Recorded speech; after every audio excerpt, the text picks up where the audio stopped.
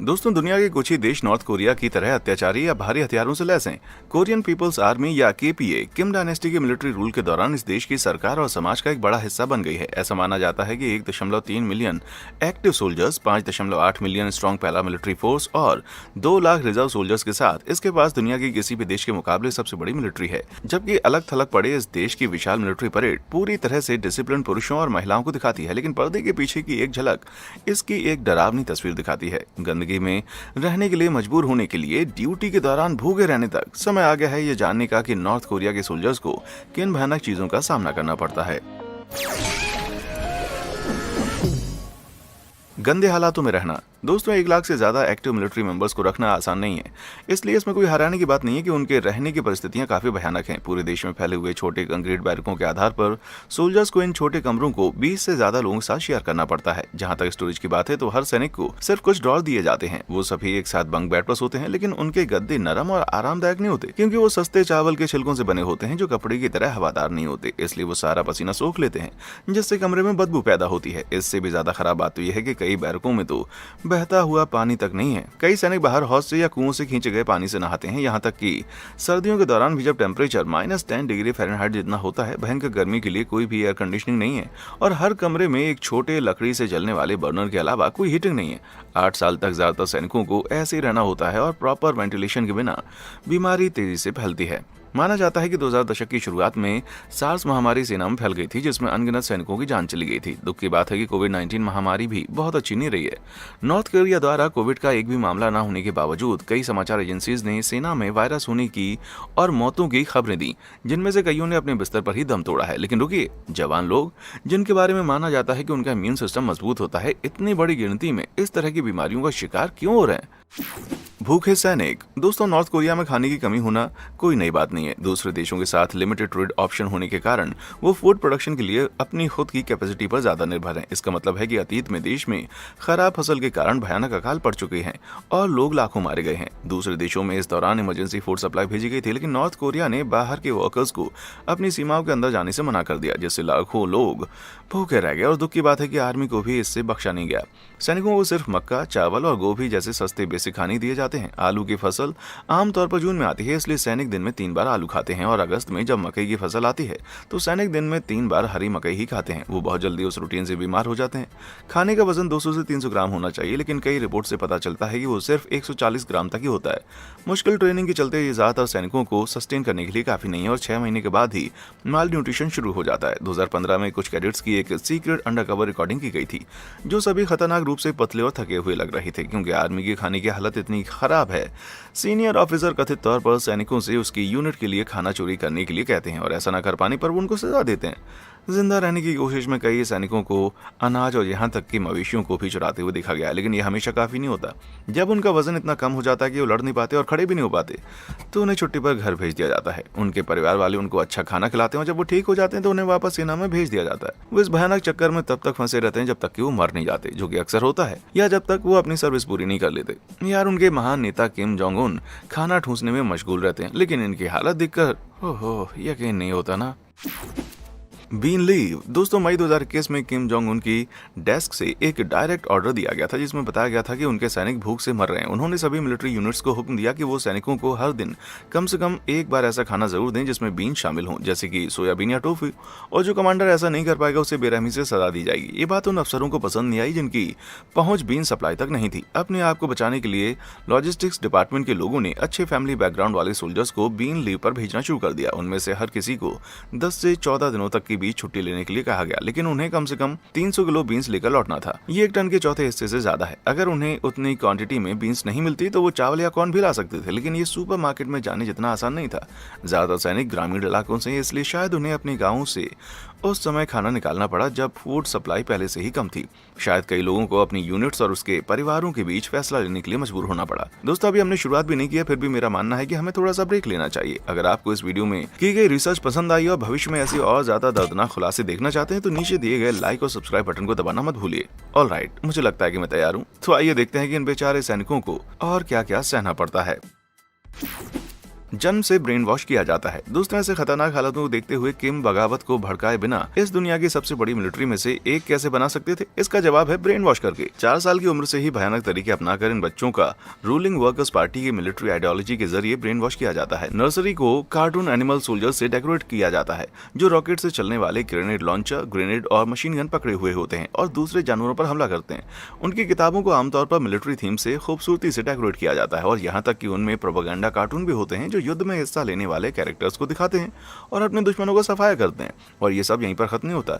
छोटे से छोटे बच्चों को छोटी छोटी यूनिफॉर्म पहनाई जाती है। ओके, ये बहुत अच्छा है, लेकिन उन्हें कुछ चीजें होती हैं जो कि करने के लिए कहा जाता है, वो बिल्कुल अच्छी नहीं होती। The Korean children union north Korea का बॉय स्काउट का एक वर्जन ऐसे गाने गाता है जिसे सुनकर आपके होश उड़ जाएंगे। उनमें से एक का जो ट्रांसलेशन किया गया है वो कुछ ऐसा है कि 30 लाख बॉय स्काउट बंदूकें और बम होंगे।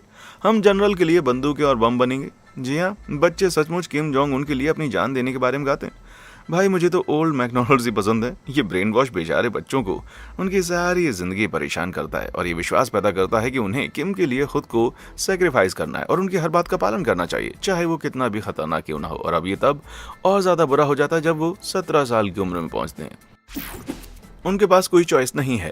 दोस्तों, 17 साल की उम्र में सभी लड़के और लड़कियों को मिलिट्री सर्विस के लिए रजिस्टर करना होता है। उनके बैकग्राउंड और एजुकेशनल प्रोस्पेक्ट्स के आधार पर कुछ को सर्विस के बाहर रखा जा सकता है या उनके सर्विस को पोस्टपोन किया जा सकता है, लेकिन सभी को रजिस्ट्रेशन कराना जरूरी है। कोई एक्सेप्शन नहीं है, ना ही कोई चॉइस है। लेकिन current leader Kim Jong Un सहित कई अमीर और पॉलिटिकल पार्टी के मेंबर्स के बेटे और बेटियों को आमतौर पर इससे बाहर रखा जाता है। पूरी सेना की कमान अपने हाथ में होने के बावजूद उसने कभी भी इसके किसी भी डिवीजन के लिए काम नहीं किया है। महान नेता, बड़ा आया।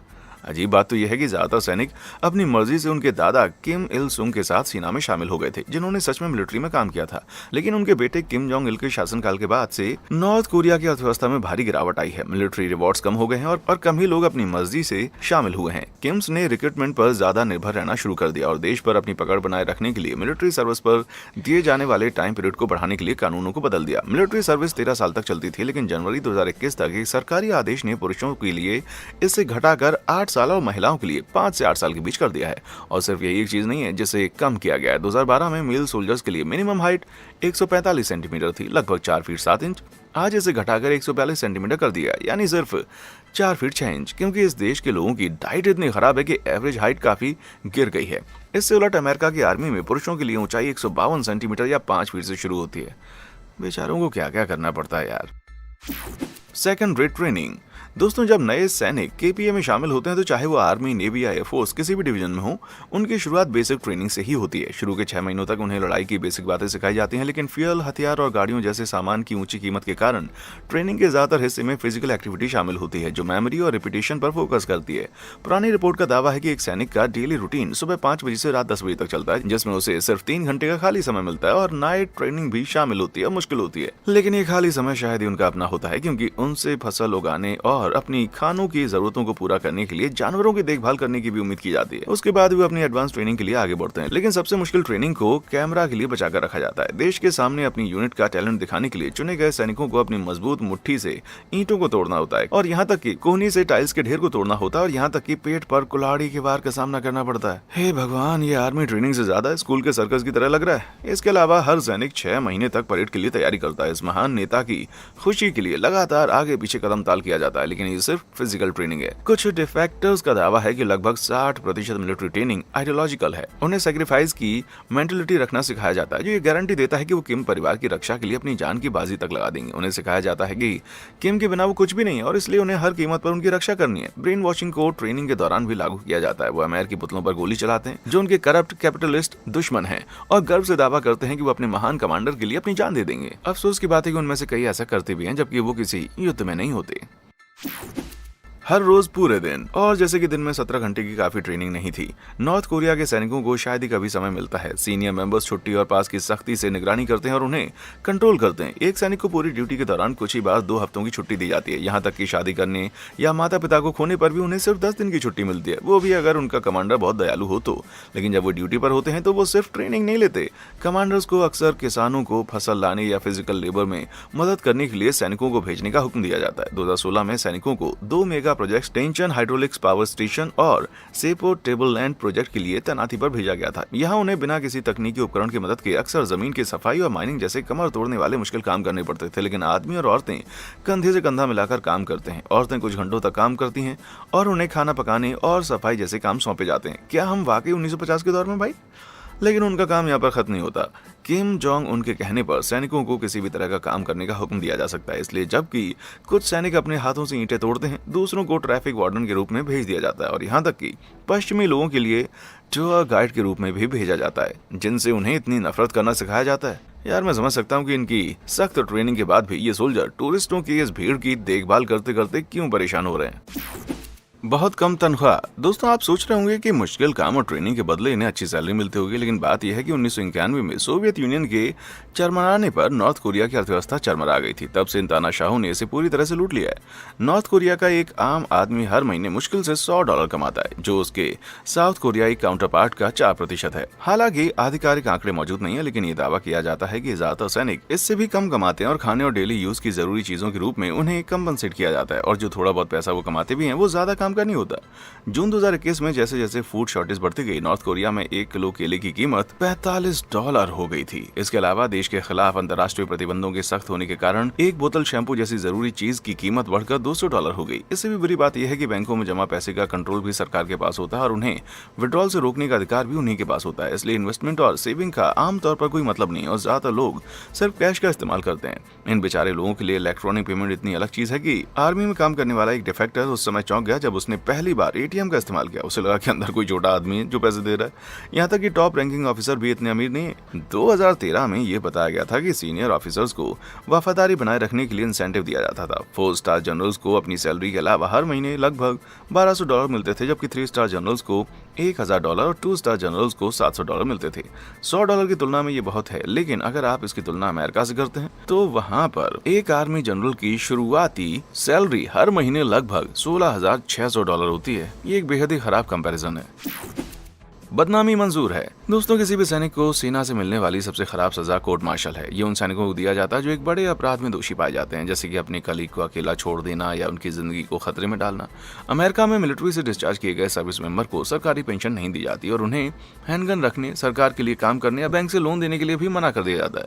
अगर वो जेल की सजा से बच जाते हैं तो उसके नतीजे बहुत बुरे होते हैं, जो उनकी बाकी की जिंदगी पर बुरा असर डालते हैं। लेकिन नॉर्थ कोरिया में सेना के अंदर हालात इतने ज्यादा खराब हैं कि ड्यूटी से निकाले जाना एक अच्छी बात हो सकती है। ड्यूटी से निकाले गए सैनिकों को वर्कर्स पार्टी से तुरंत हटा दिया जाता है, जिससे उन्हें बेहतर सैलरी वाले पार्टी ऑफिसर की पोजीशन पर पहुंचने से रोका जा सकता है। इसे किसी भी नॉर्थ कोरियन के लिए सबसे सख्त सजा माना जाता है, लेकिन ये भविष्य में मुश्किल हो सकता है और रिपोर्ट्स का दावा है कि सैनिकों को एहसास होने लगा है कि बेईमानी करके बर्खास्त किया जाना कड़ी मेहनत करते हुए थकान से मर जाने से ज्यादा बेहतर है।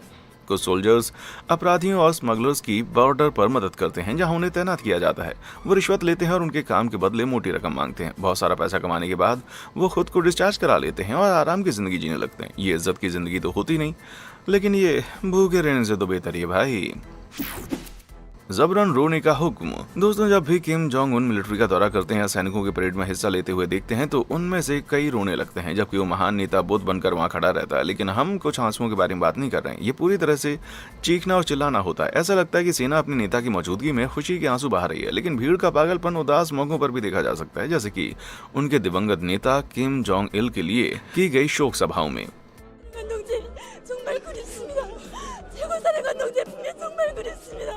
तो इस तरह से बेकाबू होकर एक साथ रोने की वजह क्या है? हो सकता है वो खुशी के आंसू या दुख के आंसू रो रहे हो, लेकिन इसकी पॉसिबिलिटी ज्यादा है कि वो इसलिए रो रहे हैं क्योंकि अधिकारी उन सैनिकों को सजा देते हैं जो कोई भी जज्बात नहीं दिखाते। जी हाँ, 2012 में किम जोंग इल की मौत के बाद अधिकारियों ने सार्वजनिक शोक में हिस्सा न लेने पर सैनिकों को 6 महीने के मुश्किल लेबर कैंप में रखना शुरू कर दिया था। यहाँ तक कि जो लोग वहाँ मौजूद थे उन्होंने मगरमच्छ के आंसू बहाए थे। अगर वो असली नहीं लगते थे तो उन्हें भी कैंप में भेज दिया जाता था। जब भी किम परेड या फोटोशूट के दौरान सैनिकों से मिलते हैं तो वो सभी पागलों की तरह चीखने और ताली बजाने लगते थे, जैसे कि सब ज़ॉम्बी बन गए हो।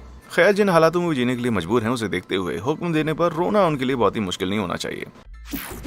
वो कभी छोड़कर नहीं जा सकते। तो दोस्तों यहाँ तक तो नॉर्थ कोरिया की महान सेना का हिस्सा होना बिल्कुल भी दिलचस्प नहीं लगता, लेकिन अगर उसके सैनिक छोड़कर जाना चाहते हैं तो क्या होगा? अपनी ड्यूटी से इनकार करने पर जबरन मजदूरी, जेल और यहाँ तक कि मौत जैसी भारी सजा भी हो सकती है। बचने का एकमात्र तरीका है देश को छोड़कर जाना, लेकिन नॉर्थ कोरिया की मिनिस्ट्री ऑफ पीपल सिक्योरिटी अपने लोगों को देश के अंदर ही आजादी से घूमने की इजाजत नहीं देती है, तो देश के बाहर तो बहुत दूर की बात है। और ये सैनिकों पर भी लागू होता है। जब तक कि वो चाइना जैसे मित्र देशों की यात्रा पर किसी खास काम से ना जा रहे हो, उन्हें किसी भी कारण से बाहर जाने की इजाजत नहीं है। उनका एकमात्र ऑप्शन चुपके से भागकर साउथ कोरिया जाना है, जहां उन्हें बिना शर्त माफी दे दी जाती है। वो पहाड़ों और नदियों के रास्ते भाग जाते हैं जो नॉर्थ कोरिया को चाइना से जोड़ते हैं, साथ ही डीमिलिटराइज्ड जोन के रास्ते जो नॉर्थ कोरिया को साउथ कोरिया से अलग करता है। अफसोस की बात है कि ये जानते हुए भी कि उन्हें सजा दी जाएगी, मार दिया जाएगा, चाइना नॉर्थ कोरिया के दोषियों को रिफ्यूजी के रूप में मान्यता नहीं देता, और अगर वो पकड़े जाते हैं तो उन्हें वापस भेज दिया जाता है। लेकिन डीमिलिटराइज्ड जोन से गुजरना ज्यादा जोखिम भरा होता है। उत्तर और दक्षिण को जोड़ने वाले इस 2.5 मील लंबे रास्ते में हर जगह माइनफील्ड, इलेक्ट्रिक फेंस और चौकियों को देखा जा सकता है। हाई रैंकिंग ऑफिसर जो थोड़ी आराम की जिंदगी जीते हैं, उन्हें नॉर्थ कोरिया के सैनिकों के बीच तैनात किया जाता है, क्योंकि ऐसा माना जाता है कि उनके भागने की कोशिश करने की संभावना कम होती है। लेकिन ये कई लोग कोशिश करते रहते हैं और कामयाब भी होते हैं। ये साबित करता है कि डिफेक्टर ओह चोंग सोंग जैसी ऊंची पोजीशन पर बैठे लोगों के लिए भी मिलिट्री लाइफ कितनी भयानक होती है। ये सोल्जर जो एक हाई रैंकिंग ऑफिसर का बेटा है, उसने 2017 में एक भयानक जुर्म किया। उसने सजा के डर से जल्दबाजी में डीमिलिटराइज्ड जोन के रास्ते भागने का फैसला किया। साउथ कोरिया की तरफ एक निचली दीवार के पीछे गिरने से पहले उसका पीछा किया गया और 40 से ज्यादा बार गोली मारी गई। अंधेरे में काम कर रहे दक्षिण कोरिया के एजेंट्स ने उसको बचा लिया और उसे सर्जरी के लिए ले गए। जब उसका ऑपरेशन कर रहे थे तो डॉक्टर्स ने कुछ ऐसा देखा जिसने उन्हें अंदर तक झकझोर कर रख दिया। उस बेचारे सैनिक के पेट में बहुत से कीड़े थे, पैरासाइट के अंडे, आमतौर पर अरे बाप रे, पॉटी के जरिए ट्रांसफर होते हैं। वो ओह चोंग सोंग के अंदर इसलिए रेंग रहे थे क्योंकि सैनिकों को अक्सर ह्यूमन वेस्ट फैलाने का काम सौंपा जाता है, जिसका इस्तेमाल नॉर्थ कोरिया अपने खेतों में खाद डालने के लिए करता है। जिंदा बचने के बावजूद ओह चोंग सोंग को भागने का अंजाम भुगतना पड़ा। अगर वो कामयाब हो जाते हैं तो नॉर्थ कोरिया में अभी भी देशद्रोहियों के परिवारों को सजा दी जाती है। उन्हें अक्सर सुनसान पहाड़ों में रहने के लिए भेज दिया जाता है और भूखे रहने के लिए छोड़ दिया जाता है। इसलिए दुख की बात यह है कि कई सैनिकों के लिए नॉर्थ कोरिया छोड़ना उतना ही खतरनाक है जितना कि वहां पर रहना। शानदार यूनिफॉर्म। दोस्तों, ये देखते हुए कि केपीए की कई परेडों में सैनिक कितने अच्छे कपड़े पहनते हैं, शायद किम जोंग उन उन्हें वेल ड्रेस्ड रखने के लिए बहुत सारा पैसा खर्च करते हैं। लेकिन अफसोस क्यों ऐसा नहीं करते। अगर आप फीमेल सोल्जर्स के पैरों को थोड़ा सा करीब से देखेंगे तो आप देख सकते हैं कि असल में क्या चल रहा है। फीमेल परेड यूनिफॉर्म के लिए महिलाओं को मामूली एड़ी के जूते पहनने की जरूरत होती है, लेकिन अगर आपने कभी हील वाले जूते पहने हैं तो आपको पता होगा कि इस तरह से परेड करने पर वो उतर जाएंगे। उन्हें बेहतर जूते देने की बजाय महिलाएं उन्हें अपने पैरों में इलास्टिक और स्प्रिंग जैसी चीजों से बांधती हैं। और ये तो सिर्फ फीमेल फुटवेयर हैं। मामूली सैनिकों को हर 2 साल में सिर्फ एक बार समर यूनिफॉर्म और हर 3 साल में विंटर यूनिफॉर्म दी जाती है। जूतों को ज्यादा जल्दी बदल दिया जाता है। गर्मियों के जूतों को हर 2 साल में एक बार और सर्दियों के जूतों को हर साल बदल दिया जाता है। ये बहुत बुरा नहीं लगता है, लेकिन क्वालिटी बहुत अच्छी नहीं है। एक डिफेक्टर ने दावा किया है कि जूते खराब तकनीक से बने होते हैं, जिसके अंदर रुई भरी होती है। थोड़ा घिसने के बाद वो निकलना शुरू हो जाते हैं और उनके अंदरूनी हिस्से खुल जाते हैं, जिससे उनके पैर दिखने लगते हैं और उन्हें ठंड लगने का एहसास होता है, जैसे कि उनके पास पहले से ही परेशान होने के लिए बहुत कुछ नहीं था भाई। भयानक हेल्थ केयर। दोस्तों, नॉर्थ कोरिया के सभी लोगों को मुफ्त स्वास्थ्य सेवाएं दी जाती हैं और हर मिलिट्री डिवीजन का अपना अस्पताल होता है, जैसा कि इस देश के पब्लिक हेल्थ एक्ट में कहा गया है। कोई इंश्योरेंस नहीं, कोई बिल नहीं, बहुत अच्छा लगता है। वेल, अगर ये सच होता तो डिफेक्टर्स का दावा है कि इन अस्पतालों में कभी कोई दवा मौजूद नहीं होती, और अगर होती भी है तो इससे मरीजों के लिए पैसा लेते हैं, यहाँ तक कि सैनिकों से भी। इनफैक्ट उनके पास काफी आयोडीन मौजूद रहता है, जिसका इस्तेमाल सस्ते कीटनाशक के रूप में किया जाता है। लेकिन अगर आपके पास पैसा नहीं है तो बस, ये एक बहुत ही डरावनी सच्चाई है। ये देखते हुए कि सैनिकों को मुश्किल ट्रेनिंग और कड़ी शारीरिक मेहनत की वजह से रोज कितनी चोटों का सामना करना पड़ता है। कई लोग बीमारियों के इलाज के लिए जड़ी बूटियों जैसे प्राकृतिक उपचारों का इस्तेमाल करते हैं। मैं नहीं जानता कि टूटे हुए पैर के इलाज के लिए ये जड़ी बूटियां कितने काम की हैं। वैसे बुरी बात यह है कि दिसंबर 2020 में ये बताया गया था कि 5000 मेंबर्स की 1st डिवीजन मिलिट्री यूनिट के लगभग आधे मेंबर बीमार थे और उन्हें ट्रेनिंग नहीं दी जा सकती थी। एक ऐसे देश के लिए जहां कथित तौर पर कोविड-19 का एक भी मामला नहीं है, ये एक बहुत ही अजीब संयोग है। क्या आपको ऐसा नहीं लगता? औरतों के लिए और भी बदतर। दोस्तों, केपीए महिलाओं के लिए इससे भी ज्यादा बदतर जगह है। जैसा कि इन कहानियों से पता चलता है, 6 महीने की कड़ी ट्रेनिंग और खाने की कमी के कारण माल न्यूट्रिशन शुरू हो जाता है, जिसके कई कारण हो सकते हैं, और इसके कारण फीमेल सोल्जर्स को पीरियड्स आना बंद हो जाते हैं, कभी कभी तो सालों तक। लेकिन कई लड़कियां इसे एक ब्लेसिंग मानती हैं। पुरुषों के साथ ट्रेनिंग करने वाली महिलाओं को बाहर ड्यूटी पर जाने से पहले क्लीनिंग या वॉशिंग का मौका नहीं दिया जाता। 2017 से पहले ज्यादातर फीमेल सोल्जर्स को सिर्फ बैंडेज दी जाती थी या उन्हें सैनिटरी पैड के रूप में मोजे और बनियान के कपड़े को काट कर उनका इस्तेमाल करना पड़ता था। यह सुनने में बहुत ही अटपटा लगता है ना? लेकिन उनके पास इसे सहने के अलावा और कोई चारा नहीं था। लेकिन मामला और ज्यादा बिगड़ जाता है। सीनियर ऑफिसर अक्सर उनके लिए काम करने वाली महिलाओं का फायदा उठाते हैं और उन्हें नुकसान पहुंचाते हैं। नॉर्थ कोरिया के हिसाब से इस तरह के मामले को गंभीरता से लिया जाता है और इस तरह के भयानक अपराधों के लिए दोषी पाए जाने वाले को 7 साल तक की जेल की सजा का सामना करना पड़ता है। लेकिन अगर वो कोई शिकायत दर्ज करती हैं तो दोषी अधिकारी महिला को पार्टी में शामिल होने से रोकने की धमकी देते रहते हैं। कई लड़कियां डर के मारे खामोशी से ये सब सहती रहती हैं। एक शर्मनाक अंत। दोस्तों, पूरी दुनिया में आर्मी में काम करने वाले बहुत से लोग ये जानकर खुश रहते हैं कि अगर उनके साथ कभी कुछ बुरा हुआ तो उनके परिवार वालों को पैसा मिलेगा। उदाहरण के लिए अमेरिका में डेथ पेंशन, ग्रेच्युटी और मुआवजे की पेशकश की जाती है ताकि पीछे छूटे लोगों के लिए जिंदगी आसान हो सके। लेकिन नॉर्थ कोरिया में नहीं। अगर कोई सैनिक ड्यूटी के दौरान मर जाता है, चाहे वो बॉर्डर की सुरक्षा के दौरान हो या भुखमरी से, तो उनके परिवारों को कुछ भी नहीं मिलता, एक फूटी कौड़ी भी नहीं। इसके बदले उन्हें एक सर्टिफिकेट मिलता है जिसमें कहा जाता है कि सैनिक की मौत वर्कर्स पार्टी के प्रति वफादारी के कारण ड्यूटी के दौरान हुई। That's it. यह इतना बेकार है कि इसके बदले में चावल भी नहीं खरीदे जा सकते। यार, मेरे लिए तय करना मुश्किल है कि मैं किसके लिए ज्यादा दुखी हूँ, सैनिक के लिए या फिर उसके परिवार के लिए। दोस्तों, इनमें से किस चीज ने आपको सबसे ज्यादा चौंका दिया? और अगर आपने कभी मिलिट्री में काम किया है तो ये एक्सपीरियंस आपके एक्सपीरियंस से कितना अलग है, मुझे नीचे कमेंट सेक्शन में आकर बताएं। और हाँ, देखने के लिए शुक्रिया।